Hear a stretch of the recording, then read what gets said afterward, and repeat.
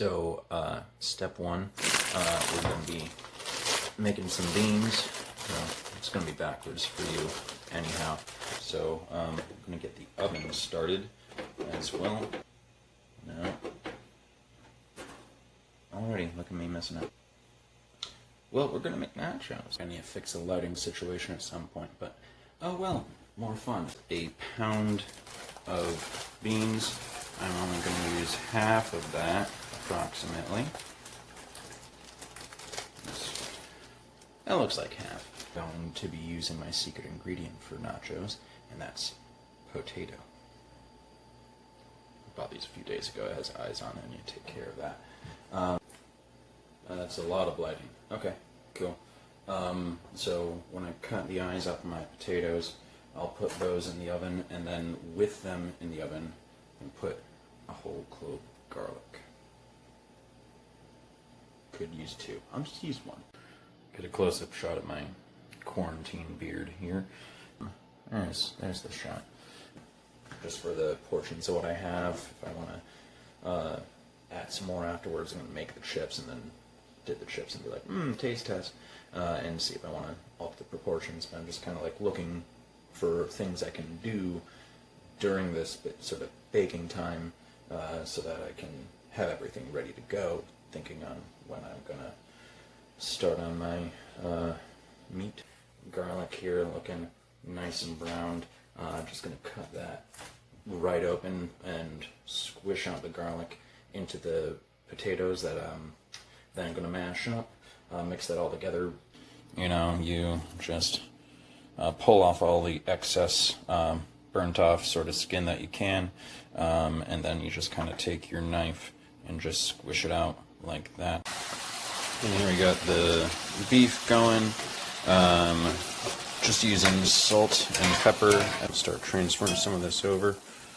Let's see how to do this on camera. This is going to be fun. Just remember, if you can't find a lid for a pan, feel free to use just another pan. Got some asparagus that I impulse purchased at the grocery store a while ago, and I've just been kind of like putting it in stuff. So let's see how that works in the shepherd's pie.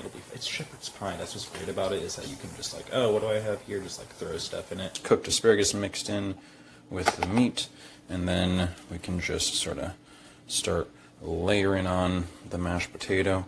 Get a taste of one of the beans. All right. Yeah, squishy. It's done. Go ahead, take it off the heat. First round of nachos have been completed.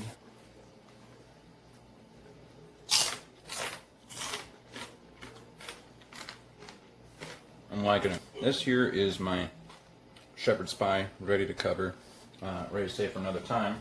I want to make sure that you save a little bit of that mashed potato to be at the center of your plate. I'm gonna layer the nachos over it.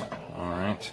And this is going to be our sort of secret to the recipe, because when the sauce goes on, all of that gooiness goes down over the top of the nachos. Instead of having those soggy nachos at the bottom, you're going to have this garlic mashed potato that's been soaking up all of that flavor. So here we just have the first layer of nachos. All right underneath here is that mashed potato. The next round waiting in the oven. It's going to have some cheese. Alright, that's always important to have on nachos. Going to layer underneath another layer of this bean and meat sort of mixture going on. Chili, I guess, is that chili? I'm Irish, I don't know these things. I'm just, enjoying flavors where I find them, like this Guatemalan cream, which I've used on nachos before in lieu of sour cream. Me making this food during quarantine is an example of cultural exchange, right? Alright, so I got my final layer of nachos. Gonna put some of that Guatemalan cream on there. And that's a bit uneven, so I'm gonna... Again, doing it one-handed. For posterity, though. Look at all that goodness. Let's see how the final product tastes.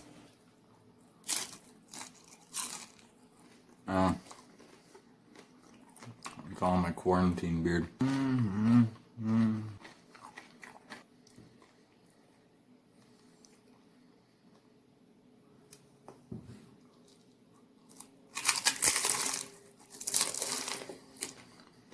I like loaded nachos because there's no nice way to eat them, which makes them a really good item to order on a first date.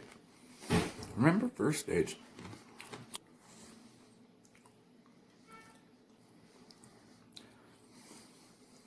I hope you enjoyed this special quarantine edition of Jeraboam Spacebag.